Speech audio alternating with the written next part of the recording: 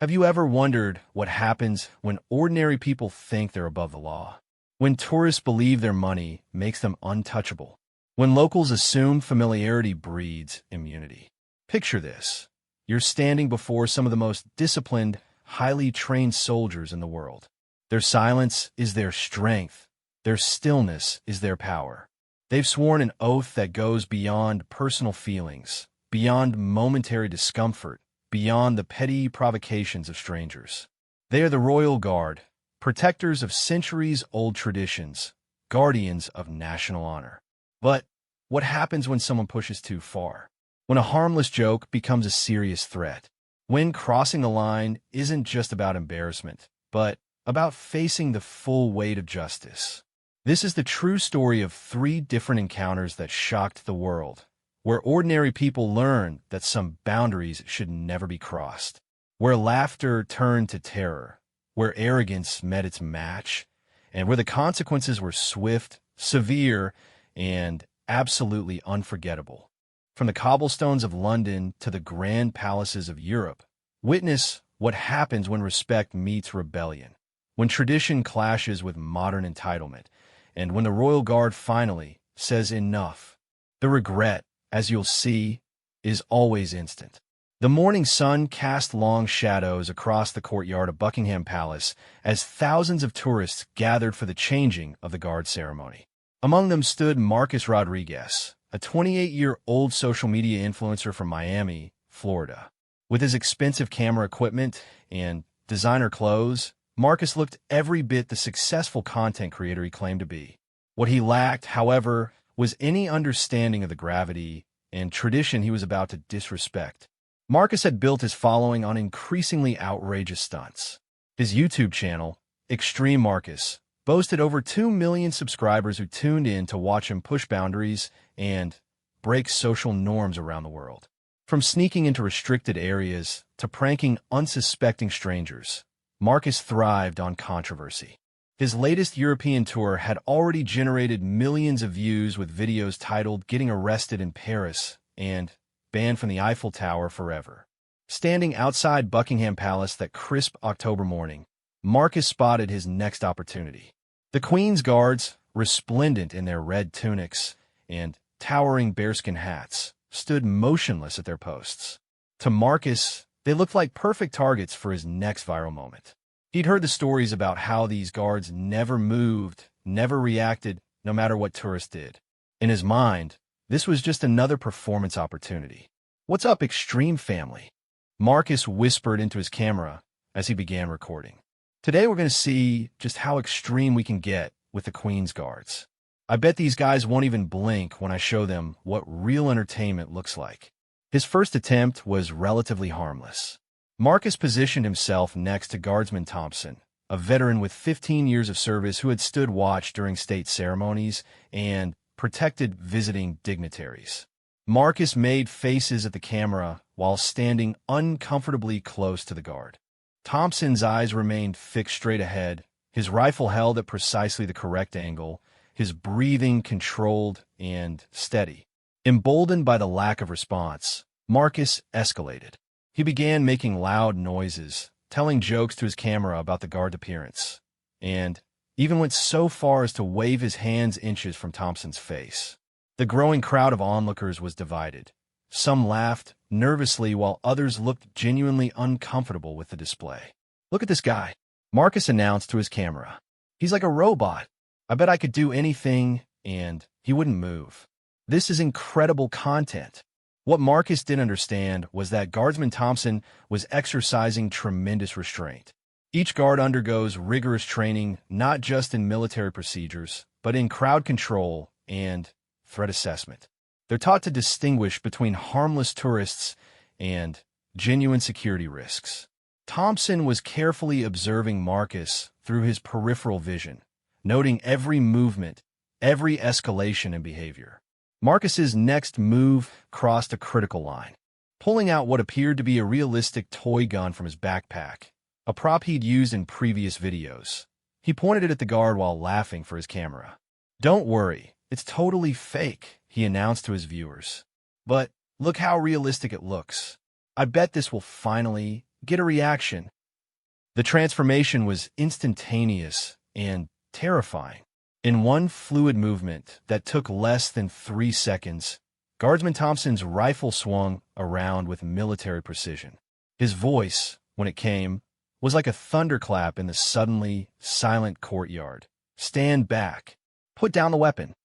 Within moments, the peaceful tourist gathering had transformed into a scene of controlled chaos. Additional guards materialized from seemingly nowhere, their movements coordinated and purposeful. Armed police officers who had been discreetly positioned throughout the area converged on Marcus's location with tactical precision. Marcus's face went white as the reality of his situation hit him. Wait, he stammered, dropping his camera and raising his hands. "It's just a prop. It's fake. This is just for a video." But the guards weren't taking any chances. In an age where security threats came in all forms, their training kicked in with ruthless efficiency.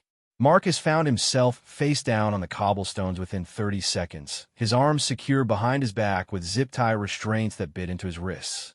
"This is crazy," Marcus protested as he was hauled to his feet. "I'm an American citizen. I have rights. This is just a misunderstanding." Detective Inspector Sarah Collins of the Metropolitan Police was the first senior officer to arrive at the scene. A 20-year veteran who had dealt with everything from international terrorists to harmless pranks gone wrong, she took one look at the situation and immediately understood both the seriousness of Marcus's actions and the precision of the guard's response. "Mr. Rodriguez," she said, reading from the identification found in his belongings, "you are under arrest on suspicion of possession of an imitation firearm in a public place, causing harassment, alarm, and distress, and breach of the peace. You do not have to say anything, but it may harm your defense if you do not mention when questioned something which you later rely on in court." As Marcus was led away in handcuffs, the full weight of his actions began to sink in. The tourists who had been watching his performance now looked at him with a mixture of disgust and disbelief. His camera lay forgotten on the ground, its memory card destined to become evidence rather than entertainment. The legal consequences came swiftly. Within hours, Marcus found himself in a holding cell at a London police station, his expensive equipment confiscated, his social media accounts flooded with criticism from around the world. The British legal system, he quickly learned, had little patience for foreign nationals who treated their national institutions as entertainment venues. Marcus's lawyer, David Pemberton, was a seasoned defense attorney who specialized in cases involving foreign nationals. When he met with Marcus that evening, his expression was grim. "Mr. Rodriguez," he said bluntly, "you're facing potentially serious charges. The Crown Prosecution Service takes threats to the royal family and their protection very seriously, even when they're intended as pranks." The charges against Marcus were substantial. Possession of an imitation firearm carried a maximum sentence of 12 months in prison. The harassment charge could add another 6 months. Most seriously, his actions have been classified as a potential breach of the Terrorism Act, given their proximity to a royal residence and the realistic nature of his prop weapon. But it was just a prank. Marcus protested. "I never meant any harm. My followers will testify that I'm not a terrorist. I'm just an entertainer." Pemberton shook his head. "The intent doesn't matter as much as you might think. What matters is the impact of your actions on public safety and national security. You caused a major security response that cost thousands of pounds and put dozens of people at risk. The guards and police officers who responded had no way of knowing your weapon was fake." As the days passed in custody, Marcus's bravado crumbled. His social media empire, built on pushing boundaries and shocking audiences, began to collapse as sponsors pulled their support and platforms restricted his accounts. The comments on his videos, once filled with encouragement for his outrageous behavior, now condemned him as irresponsible and dangerous. His cellmate, a British man named Tommy who was serving time for theft, found Marcus's situation darkly amusing. "You thought you could mess about with the Queen's guards?" Tommy laughed. "Mate, those boys don't play games. They're soldiers, not street performers. You might as well have tried to rob the Bank of England." The psychological impact on Marcus was severe. For years, he had lived in a bubble where his actions had no real consequences beyond increased views and ad revenue. Now, facing the possibility of a lengthy prison sentence in a foreign country, he was forced to confront the reality that his behavior had genuine effects on real people. The guards he had targeted weren't just props for his entertainment. They were highly trained professionals with families, responsibilities, and a sacred duty to protect the monarchy. His harmless prank had forced them to make split-second decisions that could have resulted in tragedy if the situation had been real. During his second week in custody, Marcus received a visit from his mother, Maria Rodriguez. She had flown in from Miami, spending her life savings on the trip and legal fees. When she saw her son in his prison uniform, she broke down in tears. "How could you be so stupid?" she sobbed. "I raised you better than this. These people aren't characters in your videos. They're real human beings with real jobs to do." Marcus finally broke down. "I didn't think it through, Mom," he admitted. "I just saw an opportunity for content. I never imagined it would go this far. I thought they were just ceremonial guards, like actors in a theme park." The reality check was devastating. Marcus began to understand that his entire worldview had been warped by social media success. He had started seeing people as potential content rather than human beings deserving of respect and dignity. His case eventually went to trial, where the full extent of his recklessness was laid bare. Security footage showed not just his actions, but the fear on the faces of innocent tourists who believed they were witnessing a real terrorist attack. The testimony of the guards revealed the split-second calculations they had to make, the training that kicked in, and the professional restraint they showed in not using more force than necessary. Guardsman Thompson, when called to testify, spoke with quiet dignity about the incident. "We take our duty very seriously," he said. "When someone points what appears to be a weapon at the royal family's protectors, we must assume the worst and respond accordingly." Mr. Rodriguez put not just himself at risk, but everyone in that courtyard. The judge, His Honor Marcus Blackwood, was unimpressed with Marcus's defense. "Mr. Rodriguez," he said during sentencing, "you came to this country as a guest and chose to treat our institutions and the people who serve them as objects for your entertainment. Your actions showed a profound disrespect, not just for our customs, but for basic human decency." Marcus received a sentence of 8 months in prison, with deportation to follow upon completion of his sentence. His influencer career was effectively over, his accounts permanently banned from major platforms, and his reputation destroyed beyond repair. As he sat in his cell that final night before sentencing, Marcus reflected on the chain of events that had brought him to this point. He thought about Guardsman Thompson, who had simply been doing his job with honor and professionalism. He thought about the tourists whose day he had ruined, the police officers whose time he had wasted, and the resources he had squandered with his selfish actions. The regret, indeed, was instant, but more than that, it was complete, devastating, and permanent. Marcus Rodriguez had learned the hardest possible way that some boundaries exist for good reason, and that crossing them carries consequences far beyond anything he could have imagined when he first pointed his camera at those motionless figures in red.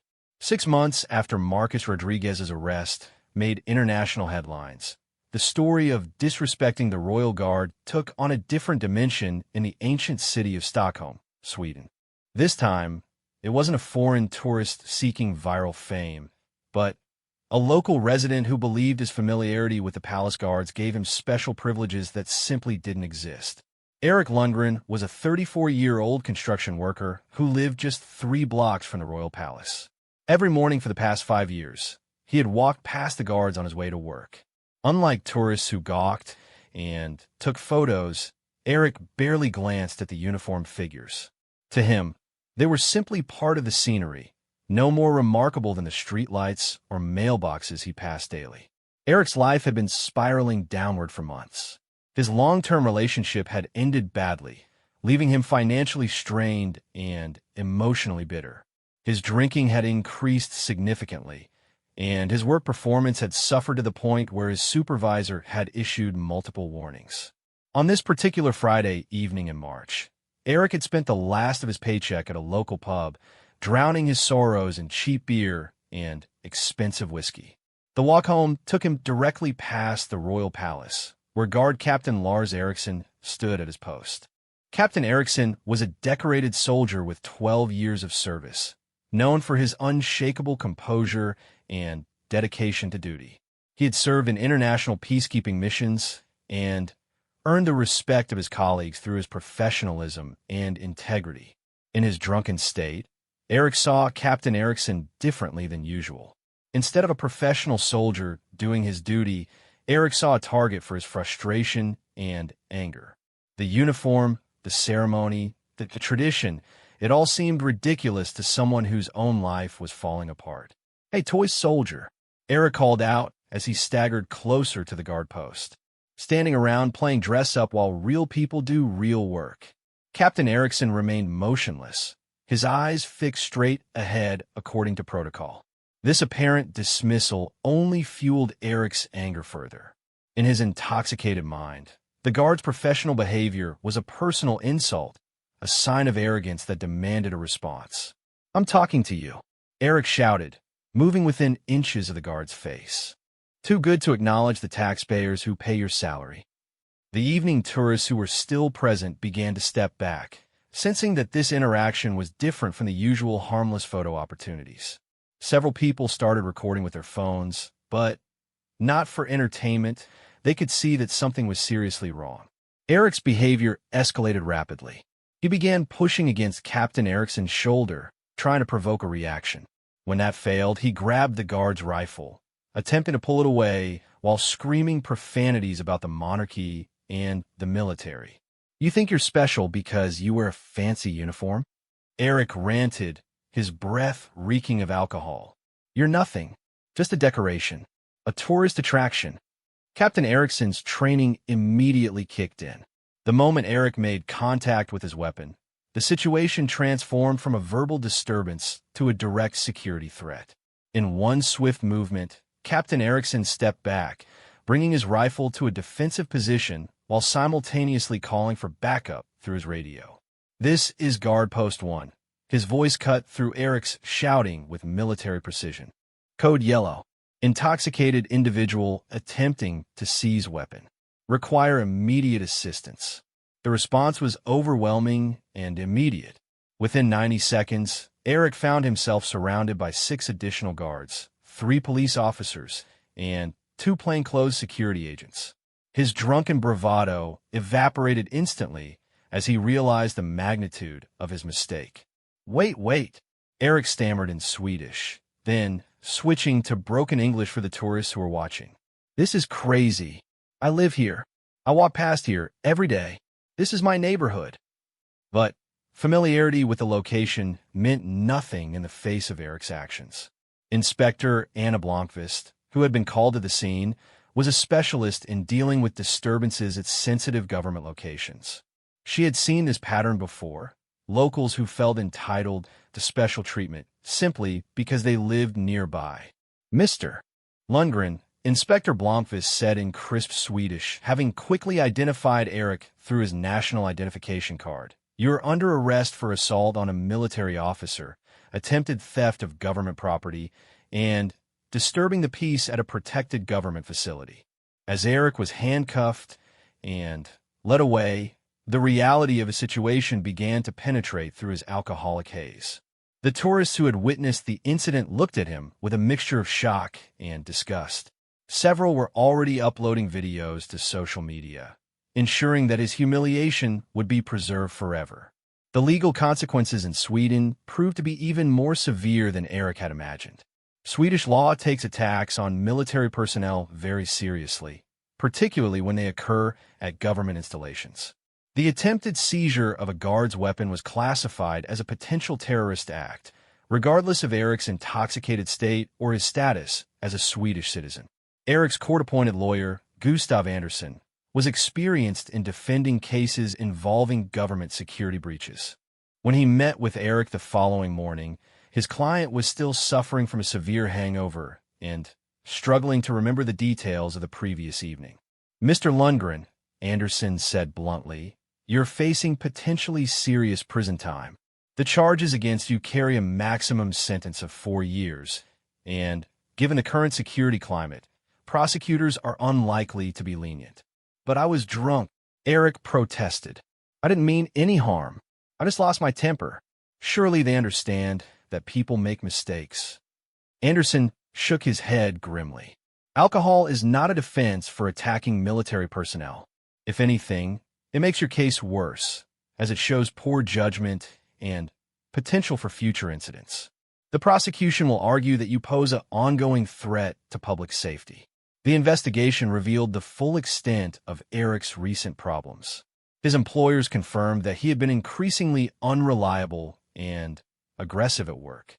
His neighbors reported multiple incidents of disturbing behavior, including loud arguments and property damage. His ex-girlfriend provided testimony about his increasing alcohol consumption and violent outbursts. Most damaging was the security footage from the palace grounds, which showed Eric's behavior escalating over several minutes before the main incident. The video clearly demonstrated that this wasn't a moment of poor judgment, but a sustained attack on a uniformed soldier simply doing his duty. Captain Erickson, when called to testify, spoke with the same professionalism he displayed while on duty. The defendant appeared to be intoxicated and was clearly agitated, he reported. "When he made physical contact with my weapon, I had to assume he intended to harm me or use the weapon against others. My training requires me to treat any attempt to disarm a guard as a serious threat to national security." The psychological evaluation ordered by the court revealed the depth of Eric's problems. Dr. Helena Svensson, a forensic psychologist, found that Eric suffered from clinical depression, alcohol dependency, and what she termed displaced aggression syndrome, a tendency to blame others for his personal failures. Mr. Lundgren has been using alcohol to cope with major life stressors, Dr. Svensson reported to the court. His attack on the guard was essentially an attack on authority figures in general, whom he blames for his personal problems. Without intervention, he is likely to repeat this pattern of behavior. The trial attracted significant media attention in Sweden, where respect for military and royal institutions runs deep. Editorial writers across the country condemned Eric's actions, with many pointing out that his behavior reflected a broader social problem of declining respect for public service and authority. The Swedish royal family, through their representatives, expressed disappointment that a Swedish citizen would show such disrespect for the guards who protect them. Crown Princess Victoria made a rare public statement about the incident, saying, "Our guards serve with honor and deserve the respect of all Swedish citizens. Personal problems never justify violence against those who serve our country." Eric's family distanced themselves from his actions. His brother Nils, a successful architect, gave interviews expressing shame and embarrassment. "Eric used to be a good person," Nils said, "but alcohol and personal problems have changed him into someone I barely recognize. What he did was inexcusable, and I hope he gets the help he needs." The impact on Eric's life was devastating. He lost his job immediately after his arrest, with his employers citing both his legal troubles and his history of workplace problems. His apartment lease was terminated when the landlord learned of his arrest. Most painfully, his 2 young children from his previous relationship were placed in the sole custody of their mother, who successfully argued that Eric posed a danger to their safety. As the trial progressed, Eric began to understand the true cost of his actions. This wasn't just about a few minutes of drunken behavior. It was about a pattern of poor choices that had culminated in an attack on the very institutions that held Swedish society together. The testimony of tourists who witnessed the incident was particularly damaging. An elderly American couple described their fear when they saw Eric grabbing the guard's weapon. "We thought we were about to witness a terrorist attack," the woman testified. "Our children and grandchildren were watching the video call we were making. They saw the whole thing and were terrified." A young British tourist who had been visiting Stockholm with his girlfriend broke down while testifying. "I was about to propose to my girlfriend right there by the palace," he said. "It was supposed to be the most romantic moment of our lives, and This man turned it into a nightmare. She still has panic attacks when she sees police or military uniforms. The judge, Her Honor Justice Astra Carlson, was known for a firm but fair approach to sentencing. When the time came for Eric's sentence, she addressed him directly with words that would stay with him for the rest of his life. Mr. Lundgren, Justice Carlson said, "You have claimed that alcohol and personal problems excuse your behavior. They do not. Every day, thousands of Swedish citizens face similar challenges without resorting to violence against those who serve our country. Your actions showed a profound disrespect not just for Captain Eriksson, but for the values that define our society." Eric received a sentence of 2 years in prison, with the possibility of supervised release after 18 months contingent on completing alcohol treatment and anger management programs. Additionally, he was banned from entering the grounds of any royal or government facility for 10 years following his release. The psychological impact on Eric was profound. During his first months in prison, he was forced to confront the reality of what his life had become. Without alcohol to numb his emotions, he experienced the full weight of his actions and their consequences. His cellmate, ironically, was a former military police officer serving time for financial crimes. "You know what the worst part is?" the ex-officer told Eric. "That guard you attacked probably joined the military to serve his country. He probably believes in protecting people and upholding justice. And you attacked him not because of anything he did, but because your own life was falling apart." Eric's rehabilitation was slow and painful. The prison counselors forced him to write letters of apology, not just to Captain Eriksson, but to every tourist who witnessed the incident, every taxpayer who funded the security response, and every fellow citizen whose trust in public institutions he had damaged. The letter to Captain Eriksson was the hardest to write. "I don't expect your forgiveness," Eric wrote. "I understand now that you were simply doing your duty, protecting institutions and people you've sworn to serve. My attack on you was really an attack on the idea that anyone could be better than me, that anyone could have their life together when mine was falling apart." Captain Eriksson, true to his professional nature, never responded to the letter.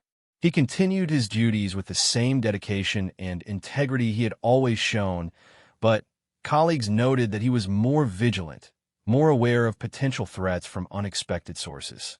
By the time of his release, Eric had undergone a complete transformation. 18 months of sobriety, therapy, and reflection had shown him the person he had become and the person he could still be. He emerged from prison with a deep understanding of the damage that unchecked anger and alcohol could cause. But the consequences of his actions continued long after his release. Finding employment as a convicted felon who had attacked military personnel proved nearly impossible. The few jobs he could find paid minimum wage and offered no opportunity for advancement. His children, now older and more aware of what their father had done, struggled to maintain a relationship with him. Perhaps most painfully, Eric could never again walk past the royal palace without remembering the worst moment of his life. The guards he passed on his route to his new job never acknowledged his presence, but he knew that his name and face were in their briefing files, that he would always be remembered as a potential threat. The regret Eric felt was deeper than anything he had ever experienced. It wasn't just about the legal consequences or the lost opportunities. It was about the fundamental betrayal of everything he had been raised to believe in as a Swedish citizen. He had attacked not just a person, but an institution that represented service, honor, and dedication to something greater than oneself. Years later, Eric would become a speaker at alcohol treatment centers, sharing his story as a warning to others about the dangers of letting personal problems justify violence against innocent people.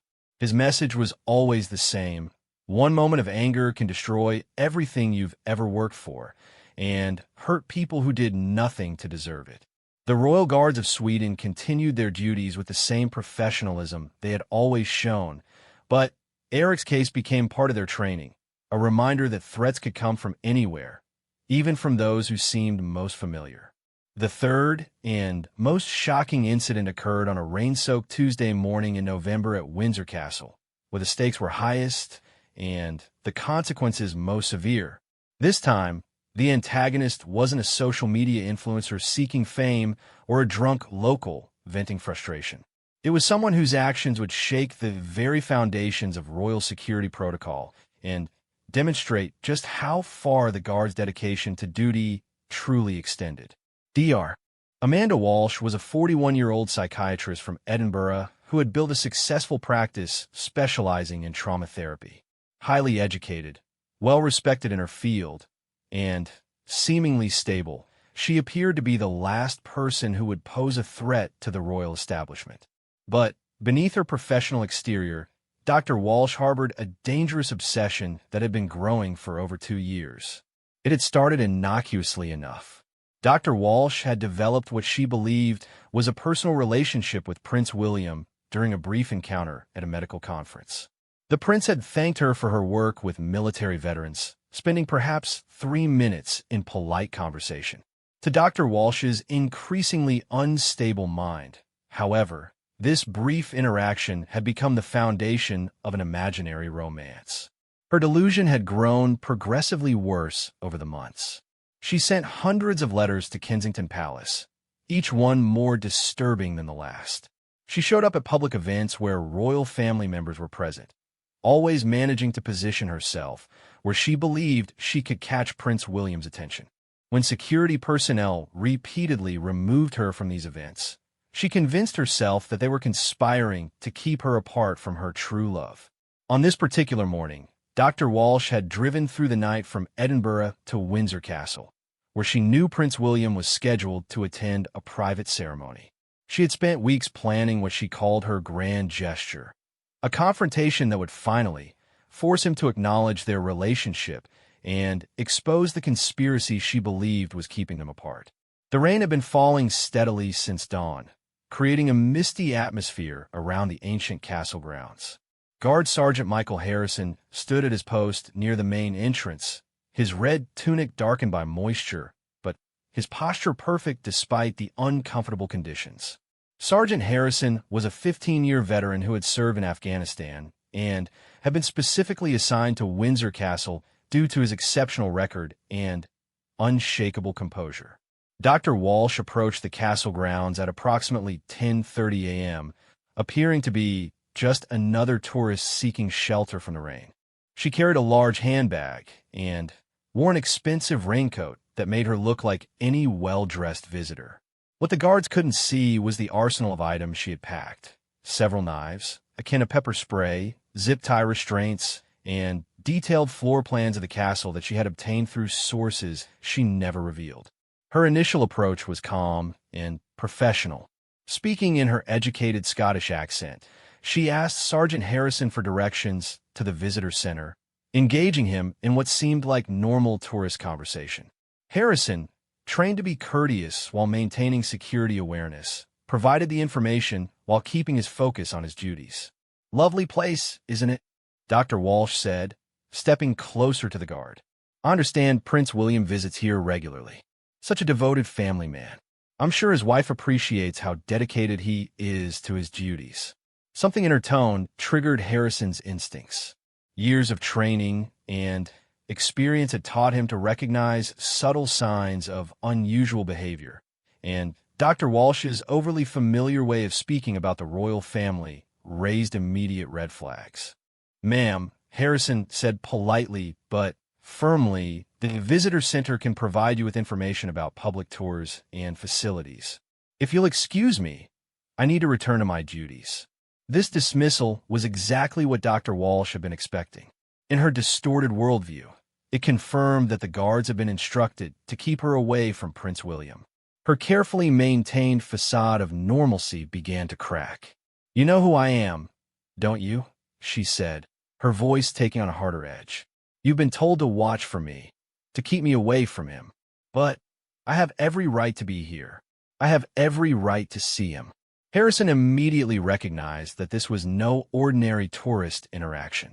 He subtly activated his emergency alert device while maintaining his professional demeanor. "Ma'am, I'm not sure what you're referring to. If you're having difficulties, I can arrange for someone to assist you." Dr. Walsh's response was explosive. "Don't lie to me," she screamed, her voice echoing off the stone walls. "I know he's here. I know he wants to see me. You people have been keeping us apart for too long." She reached into her handbag, and Harrison's world shifted into high alert mode. His training kicked in with mechanical precision as he saw her hand emerge gripping a large kitchen knife.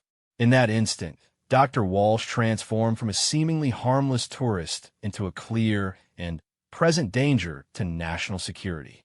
"Armed individual," Harrison shouted, his voice carrying across the castle grounds with trained authority. "Stand down immediately." The response was unlike anything seen in the previous incidents.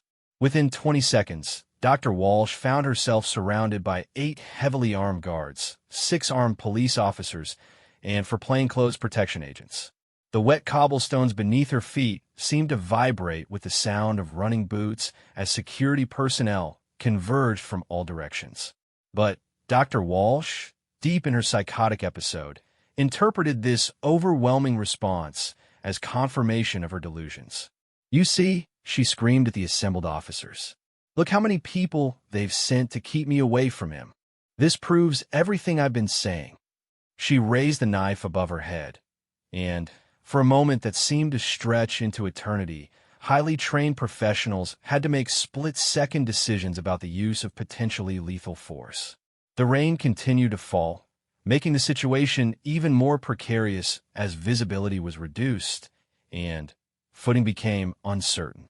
"Put down the weapon," commanded Chief Inspector David Morgan, who had arrived on the scene in response to the highest-level security alert. "You are surrounded and have no escape. Drop the knife and lie face down on the ground." Dr. Walsh's response chilled everyone present. "If I can't have him," she said with eerie calmness, "then no one can. I know where his children go to school. I know where his wife shops. I know everything about their lives." This explicit threat to other members of the royal family crossed every possible line. The protection agents, whose primary responsibility was preventing exactly this type of scenario, moved with coordinated precision. Dr. Walsh found herself on the ground within seconds, the knife skittering across the wet stones as specialized restraints were applied. The investigation that followed revealed the true scope of Dr. Walsh's dangerous obsession. Her Edinburgh apartment was found to contain hundreds of photographs of Prince William, detailed surveillance notes about his family's daily routines, and what appeared to be a meticulously planned schedule for stalking various royal family members. Detective Chief Inspector Sarah Mitchell, who led the investigation, had seen many cases of celebrity stalking, but nothing quite like Dr. Walsh's methodical preparation. "This wasn't impulsive behavior," Mitchell explained to the Crown Prosecution Service. Dr. Walsh had been planning this confrontation for months, possibly years. The level of detail in her surveillance materials suggests she had been tracking the royal family's movements with professional precision. The weapons found in Dr. Walsh's possession weren't randomly chosen. Forensic analysis revealed that she had specifically selected tools that could be concealed easily, but would be maximally effective for her apparent intentions. The zip-tie restraints were the same type used by law enforcement, suggesting she had planned to take hostages. Most disturbing was the discovery of detailed architectural plans of both Windsor Castle and Kensington Palace. How Dr. Walsh had obtained such sensitive documents became the subject of a separate security investigation that revealed troubling gaps in the protection of classified information. Dr. Walsh's psychiatric evaluation, conducted by a team of forensic specialists, revealed the classic signs of erotomania, a delusional belief that she was in a romantic relationship with Prince William. Dr. James Whitfield, the lead psychiatrist, explained to the court that such delusions could be incredibly persistent and resistant to treatment. Dr. Walsh genuinely believes that Prince William is in love with her, Dr. Whitfield testified. In her mind, any evidence to the contrary is explained as external interference. This type of delusion can persist for years and often escalates to exactly the type of behavior we witnessed at Windsor Castle. The legal proceedings were complicated by Dr. Walsh's professional background and her claims of mental illness. However, the evidence of premeditation, the weapons, the surveillance materials, the detailed planning, made it impossible to treat this as a simple case of psychological breakdown. Sergeant Harrison, when called to testify, provided a chilling account of the incident. The defendant appeared normal at first, he told the court. But within minutes, I could see that something was seriously wrong. When she produced the knife and made explicit threats against other members of the royal family, I knew we were dealing with a genuine terrorist threat. The impact on royal security protocols was immediate and far-reaching. The incident prompted a complete review of visitor screening procedures, background checks for anyone seeking access to royal properties, and enhanced training for all protection personnel. Prince William himself, through his representatives, expressed gratitude for the professionalism shown by the guards and police officers involved. However, the psychological impact on the royal family was significant. Knowing that someone had been planning and preparing to harm them for years created a level of anxiety that affected their daily lives and public appearances. Dr. Walsh's trial became a landmark case in royal security law. Her defense team argued that her mental illness should be considered a mitigating factor, but the prosecution successfully demonstrated that her professional training as a psychiatrist meant she understood the nature and consequences of her actions. The judge, His Honor Justice William Thornton, was unimpressed with the mental illness defense. Dr. Walsh is a trained medical professional who specializes in mental health, he noted during sentencing. If anyone should understand the difference between fantasy and reality, it would be someone in her position. Her actions represent a fundamental betrayal of the trust society places in medical professionals. The sentence was severe: 12 years in prison for terrorist threats against the royal family, possession of weapons with intent to cause harm, and stalking charges that spanned multiple jurisdictions. Additionally, Dr. Walsh was stripped of her medical license and banned from practicing psychiatry ever again. The reaction from Dr. Walsh's professional community was swift and unforgiving. The Royal College of Psychiatrists issued a statement condemning her actions and expressing concern about the damage her behavior might do to public trust in mental health professionals. Dr. Walsh's colleagues at her Edinburgh practice described their shock and disbelief. Amanda was always completely professional, said Dr. Robert Sterling, her former partner. There were no warning signs, no indication that she was developing these dangerous delusions. It's terrifying to think that someone we worked with every day was capable of planning something like this. The impact on the guards involved, particularly Sergeant Harrison, was profound. While his quick thinking and professional response had prevented a potentially catastrophic situation, the knowledge that he had been seconds away from a life-or-death confrontation affected him deeply. "You train for scenarios like this," Harrison later said in an interview with the Guards Association newsletter. "But when it actually happens, when you're face-to-face with someone who genuinely wants to harm the people you've sworn to protect, it changes you. It makes you realize how serious this job really is." The psychological support provided to all personnel involved in the incident became a model for handling similar situations in the future. The trauma wasn't just about the immediate danger, but about the realization that the threats to the royal family were real, persistent, and could come from the most unexpected sources. Dr. Walsh's family struggled to understand how someone they thought they knew could have harbored such dangerous delusions. Her sister, Margaret Walsh, spoke to the media about the devastating impact on their family. "We knew Amanda was going through some personal difficulties," Margaret said, "but we never imagined anything like this. The woman who threatened Prince William isn't the sister we grew up with." In prison, Dr. Walsh initially refused to acknowledge the reality of her situation. She continued to maintain that her relationship with Prince William was real and that the guards and police had been acting on orders to keep them apart. It took months of intensive psychiatric treatment before she began to show any insight into her condition. The breakthrough came during a session with Dr. Helen Morrison, a specialist in delusional disorders. Dr. Walsh slowly began to realize that her memories of intimate conversations with Prince William were fantasies Dr. Morrison explained. The process was incredibly difficult for her, as it meant accepting that years of her life had been built on delusions. Even after accepting treatment, Dr. Walsh's recovery was complicated by the magnitude of her actions. The knowledge that she had terrorized innocent people and threatened the safety of children created a level of guilt and shame that made rehabilitation extremely challenging. The incident fundamentally changed how the public viewed royal security. The revelation that someone with Dr. Walsh's education and professional standing could develop such dangerous obsessions shattered the comfortable assumption that threats came only from obviously unstable individuals. Security experts used the case as a teaching example of how delusional thinking could motivate highly intelligent people to commit acts of terrorism. The fact that Dr. Walsh had used her professional knowledge to avoid detection for so long made her case particularly significant for law enforcement training. The guards who responded to the incident received commendations for their professional handling of an extraordinary situation.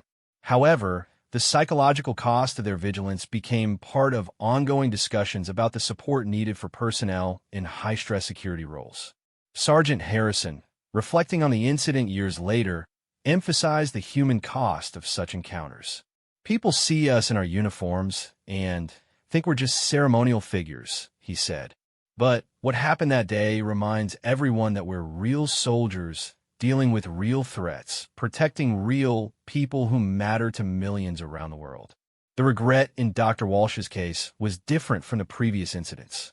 Unlike Marcus Rodriguez's impulsive stupidity or Eric Lundgren's drunken aggression, Dr. Walsh's actions stemmed from a genuine mental illness that had developed over years.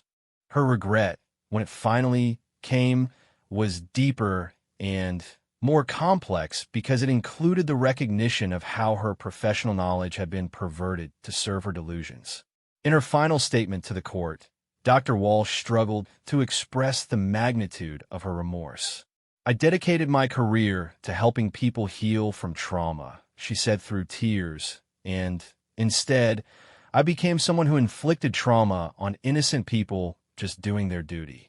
I will spend the rest of my life trying to understand how I became the person I was that day at Windsor Castle." The three cases, Marcus the influencer, Eric the drunk local, and Dr. Walsh the delusional professional, demonstrated that disrespect and threats to the royal guard could come from anyone, anywhere, for any reason. But in every instance, the response was swift, professional, and utterly without mercy for those who chose to cross the line. The guards continued their duties with the same dignity and professionalism they had always shown, but the incidents served as permanent reminders that beneath the ceremony and tradition lay real people with real weapons, real training, and an absolute commitment to protecting those in their care. The regret experienced by those who tested their resolve was always instant, always complete, and always too late to undo the consequences of their actions.